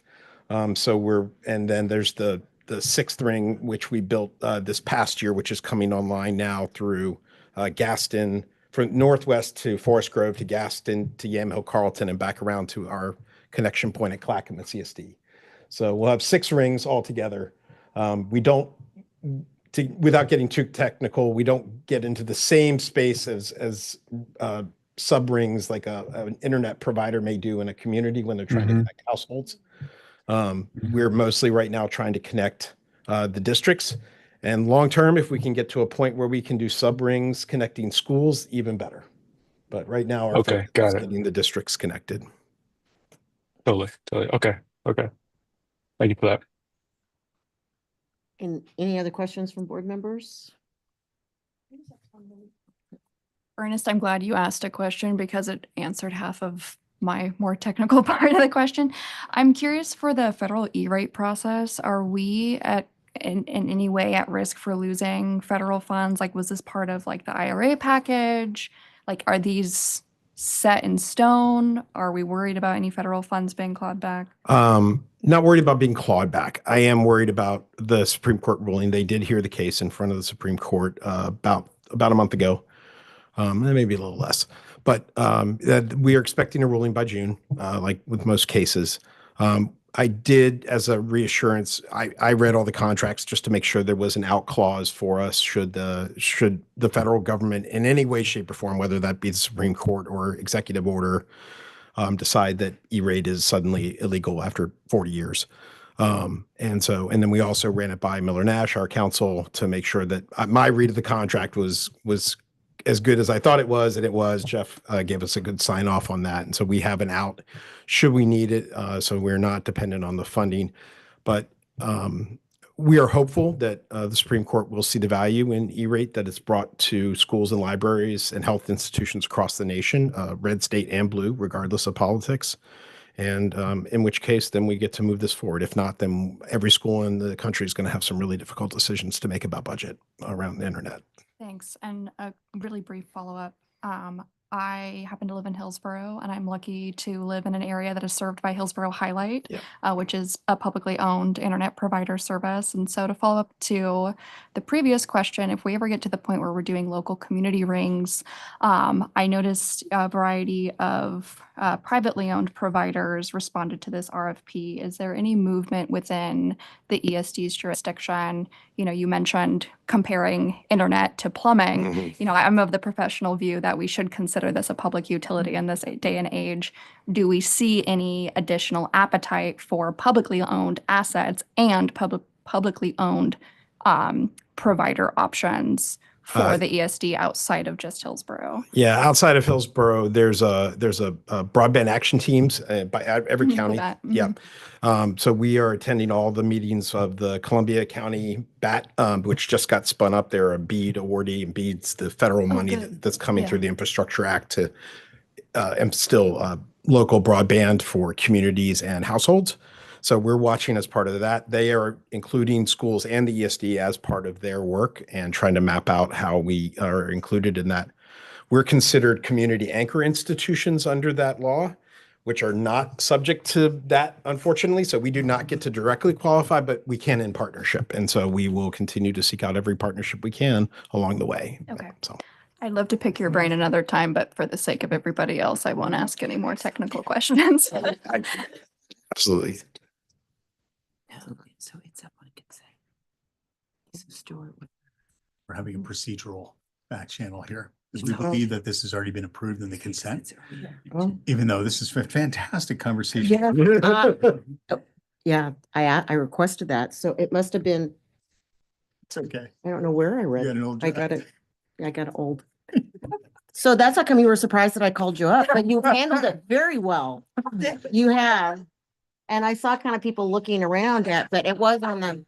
So thank you so much. And we've already approved, but thank you that we know why we approved.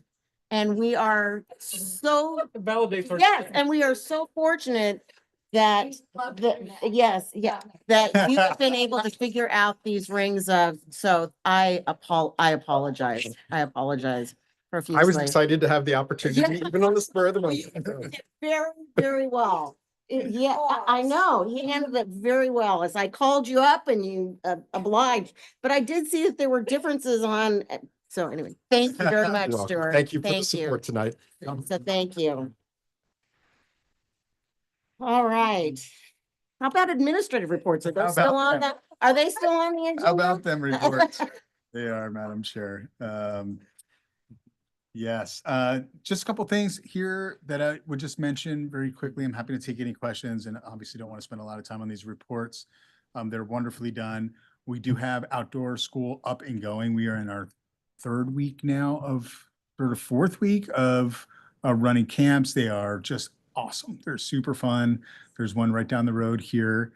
And also I just wanted to give our outdoor school staff a shout. Akari Jensen is our principal of the program. She's out on maternity leave with a beautiful baby. We've got a lot of people wrapping around that program. And the board should know that we oftentimes, the things that come up at outdoor school, besides when a student unfortunately gets hurt and those types of things, are around gender inclusivity.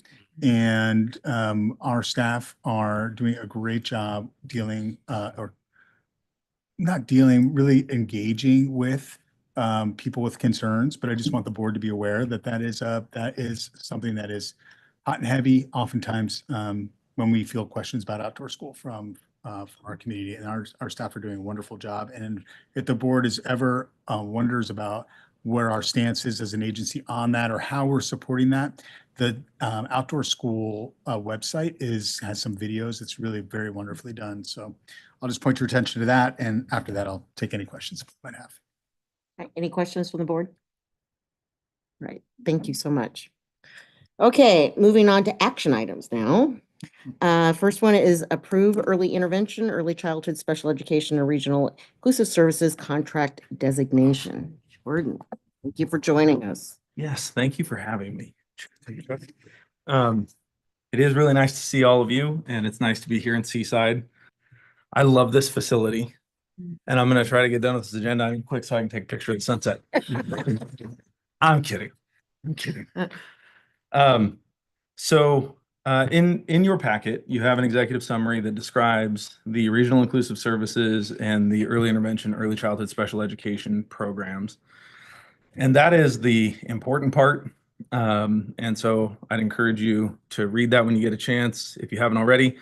But I'm here more on a procedural front because these two programs do have very large fiscal impacts, which we have spoken with the board at length about over the past several months, as Dan and I have worked with the state to make these more sustainable for us as we move into a different fiscal era in K-12.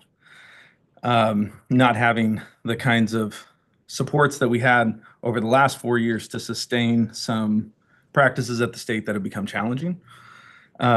So I won't go too much into the history, but I do want to provide a little bit of history. ECSE and RISE are unique programs in that we are contractors. These are state programs. They hire a set of contractors across the state to provide these services, and then they fund those contracts with grants. So on our side, we go through the same process any contractor would in the business world. Request for applications comes out.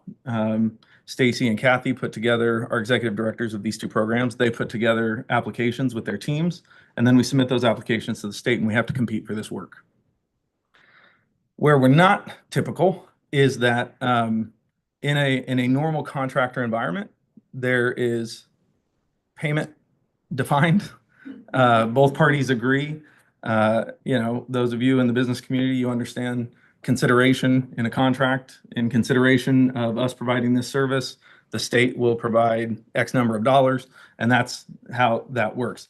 That is not how this works. How this works is every biennium, just like every school district in the state, we have to make a case to the state for how much money they should provide. And then the state goes through, of course, a very complicated and complex process that I'm not trying to minimize in any way to figure out how to distribute its resources. So 10 years ago, we were successful in winning both of these contracts, and for an initial 2-year period and then renewable for up to 10 total years. And earlier in this fiscal year, an opportunity came for us to apply for this work again. In prior meetings, Dan and I have shared with you that the way the state was funding these programs, not just the sufficiency of funding, but let's call it the rapidity of funding. I don't know what the right word is, but like the delays in getting paid were creating really complex problems for us. The insufficiency of funding is creating its own set of problems, but then not being able to get funds in a timely fashion was creating a different set of problems. And so we did get support, of course, from board members. Board members, you got support from legislators to draft legislation. We do not think that we need to go to that step. The state has enough things going on and enough legislation before the legislature this session. We have gone as far as we can with just the Department of Education. Superintendent Goldman has spoken before that there is no teeth to these concessions that the Department of Education has made to us. But what is absolutely not in question is the Department of Education's understanding of how important these programs are and how important ESDs are in providing these programs. There are no other organizations that are financially positioned and let's say in professional practice positioned to provide these services for kids. So this is a step in the process we would not normally bring to the board in a normal context. The state has signaled its intent to award these contracts to us. Generally, the next step in the process that the board would see is us asking you to approve these contracts. We are not in a normal context. There's an incredible amount of uncertainty in so many different aspects. And so what we want to do tonight is formalize our recommendation that the board do accept these contracts when they come before you, give you an opportunity to ask us questions about some of the concerns that we've raised over the last several months, if you have concerns and questions. And then most importantly, I think, is signal to our agency, to our staff, to our districts, the board's intent to move forward when these contracts show up. So we are asking you to accept these intents to award for both the Regional Inclusive Services and the Early Intervention, Early Childhood Special Education contract. And so that is why this is an action item and not just the discussion item. And we are asking for the board to take action on this tonight. With that, can I get a motion?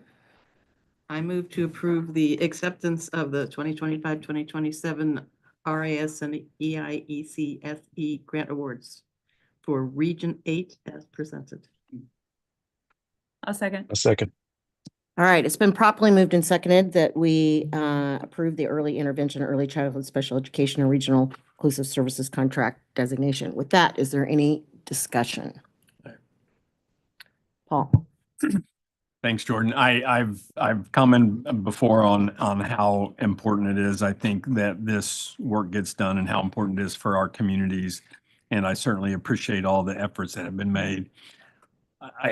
I'm still a little nervous. The reason I say that is because I wouldn't have been this way necessarily maybe a month ago. And looking at the sort of volatility and uncertainty and the fact that we're entering a biennium where I think in particular the second year of that biennium, the impact on the economy is pretty uncertain.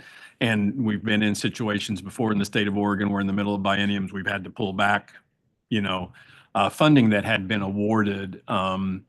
And I don't say that because I don't think we should do this. I say that just the awareness of the fact that there is still, I think, a liability to the ESD with grants like this, the way the money comes in, right? And in especially, I think, fiscally uncertain times, that we just need to go into that with that understanding that the landscape can change at any moment, right? And because then we're risking one set of programs for another set of programs, right, or services.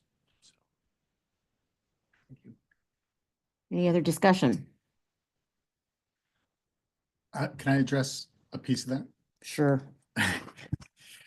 Thank you, Madam Chair, and thank you, Director Gerald.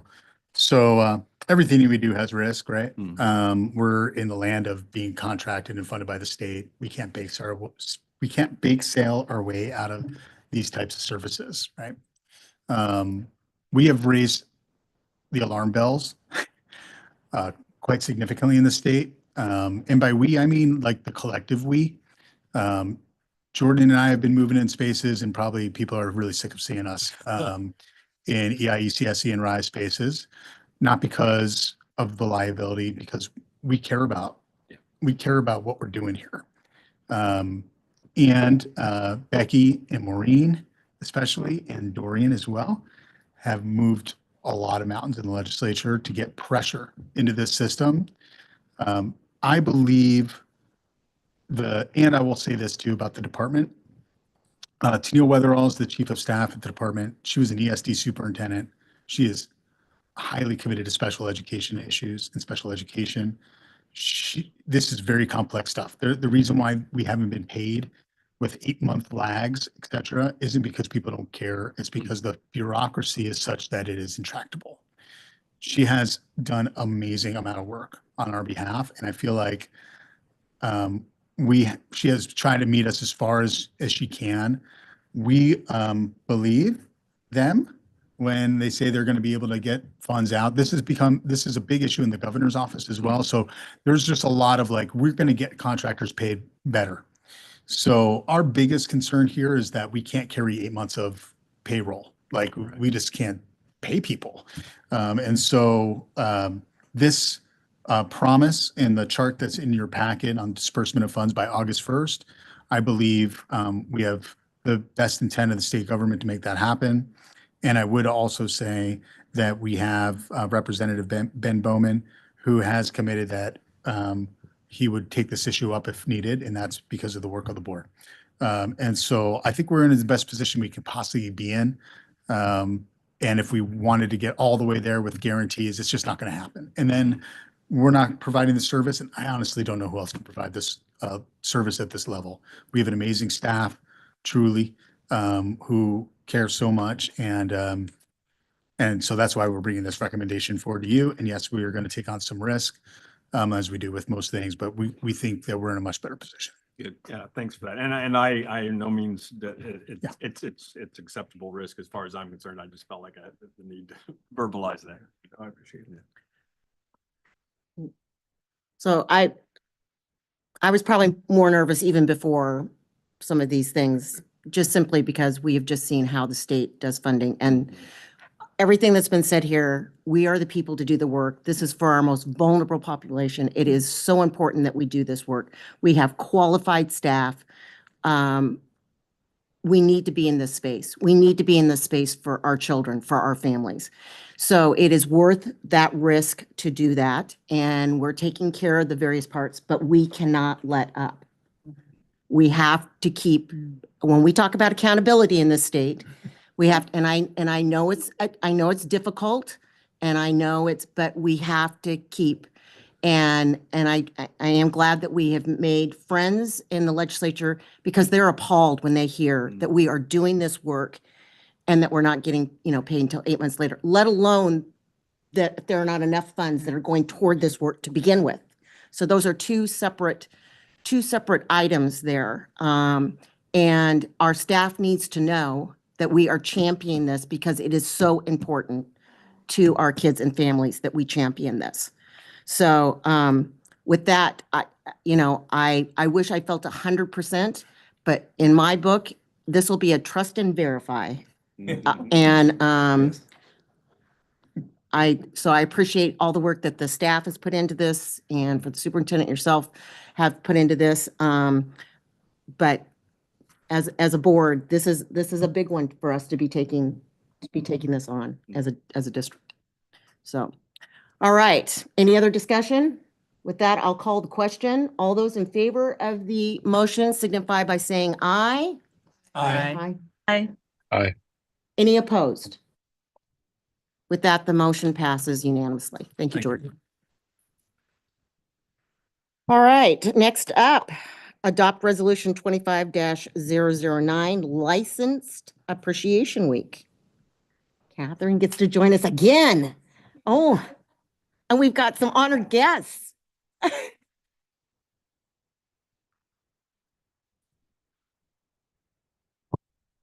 Okay, Chair Tim Chuck, members of the board, Superintendent Goldman. It is my pleasure to bring the resolution forward to you that proclaims the first week in May, Teacher Appreciation Week.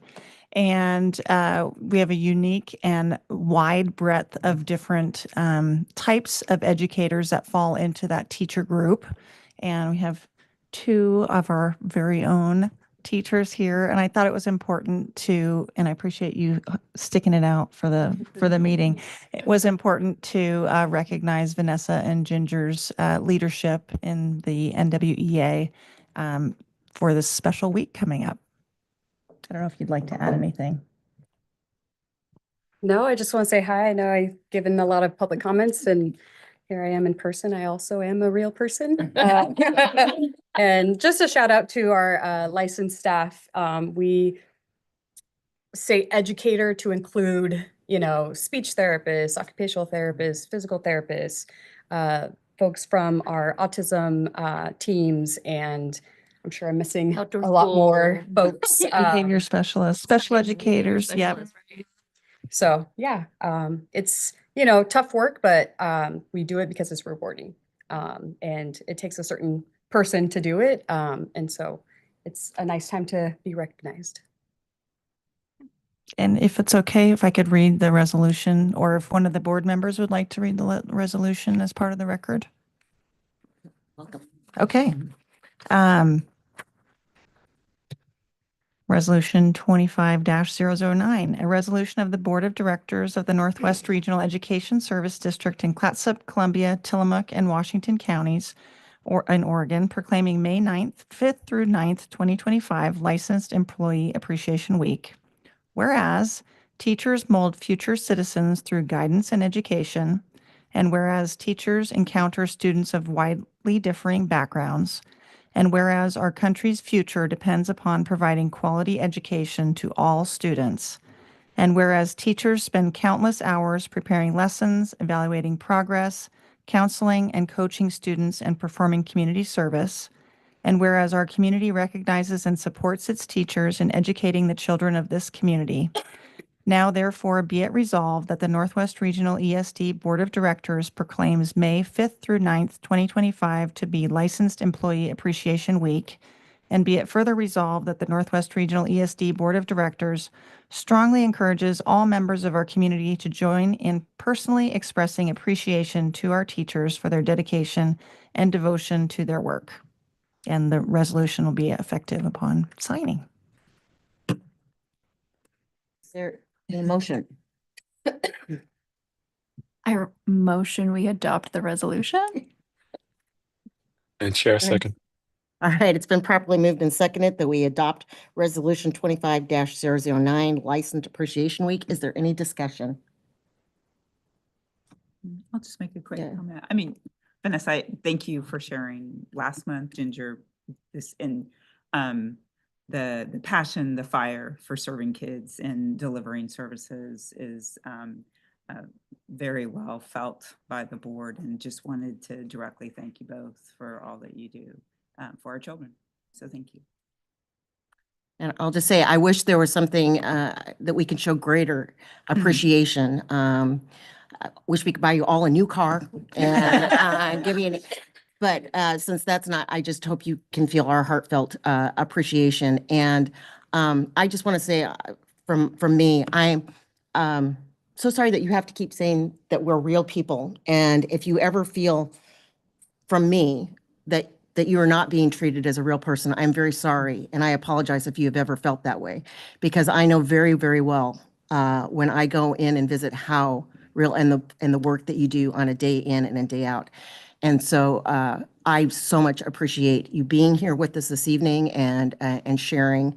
And thank you again. And I hope you will pass on to your members how much we appreciate, because we would not have an educational service district without you. So thank you. So with that, I will call the question. All those in favor of adopting the motion signify by saying aye. Aye. Any Aye. opposed? Any opposed? With that, the motion passes unanimously. Thank you again for being with us this evening. Yes. All right. Next up, another resolution, 25-010, Asian American and Pacific Islander Heritage Month. And here, our favorite historian is here to help educate us. Thank you. I appreciate being able to be here.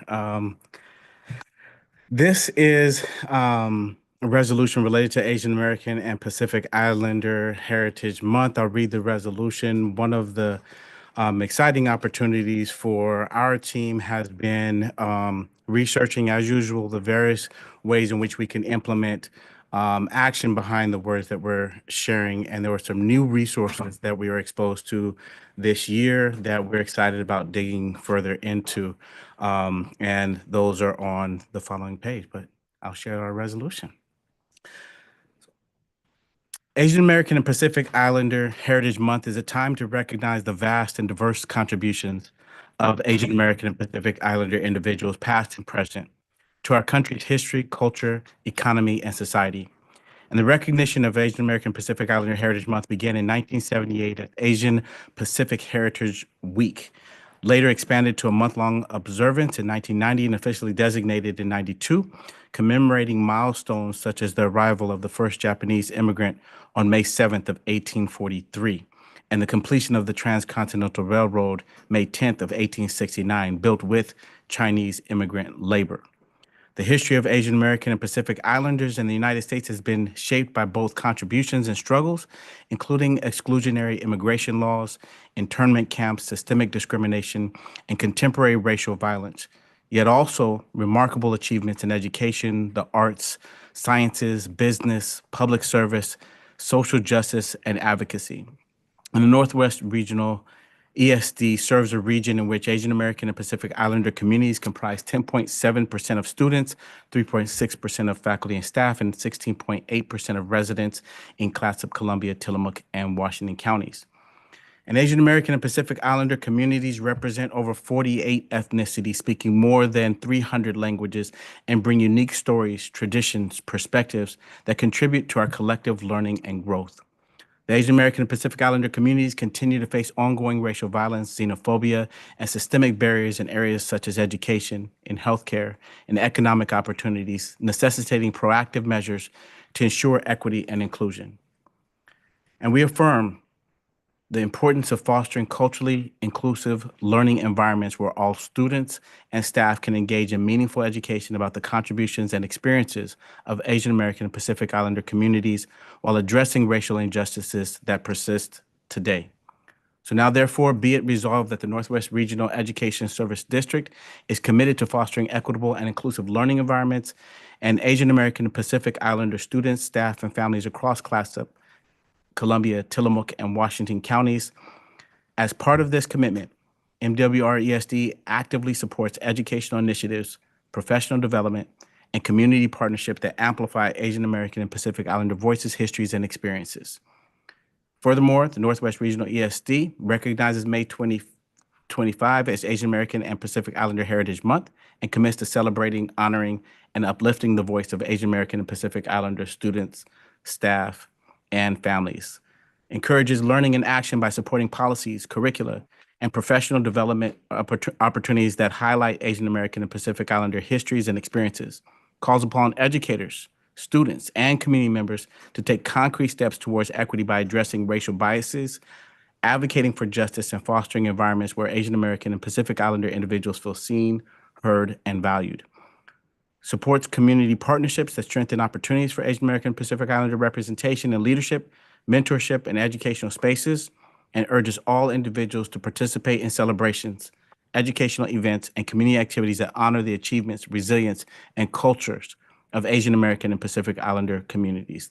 This resolution being effective immediately upon its adoption this day. Is there a motion? I move we accept resolution 2025-10. Okay, And Chair, second. right. It's been properly moved and seconded that we adopt resolution 25-0110, Asian American and Pacific Islander Heritage Month. Is there any discussion on the motion? With that, I will call the motion. All those in favor of the adoption signify by saying aye. Aye. Aye. Any opposition? With that, the motion passes unanimously. All right, our last order of business is to approve the 2025-26 board calendar. Superintendent. Thank you, Madam Chair. As you see before you, it's a very familiar calendar. It maintains Wednesdays, generally the second Wednesday of each month, as we have done this year. Same that time at 6 o'clock. If we need to, need to do executive sessions, as it's noted in the cover sheet, we would do those most likely before the meetings in planning with board leadership. And then we have a board work sessions that we're proposing for July 31st, which is a Thursday. So that's like the one anomaly here. I just want to make sure that that's clear if the board wants to discuss that. Also on here, the recommendation is to keep with winter virtual meetings. I know those aren't our favorites, but that's a recommendation just for travel purposes and safety. And with that, I'll take any questions. Any questions, Superintendent?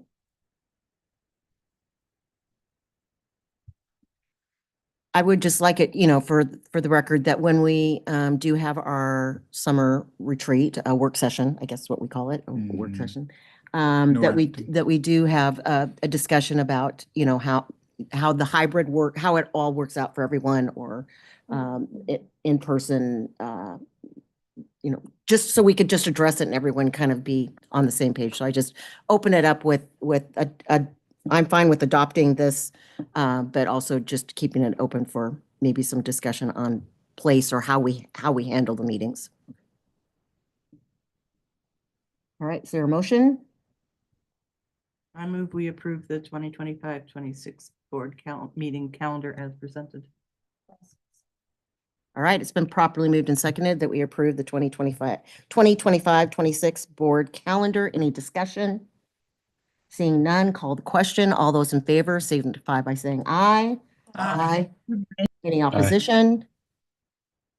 All right, with that, it passes unanimously. Our last order of business, board member comments. Yes, Chris. Made $25,000 at the gala foundation, which was a record. It's great. That is great. Any other board comments? With that, we will adjourn the meeting, but we'll look forward to seeing you on May 14th at the Washington County Service Center. And with that, I call the meeting adjourned at 8:12.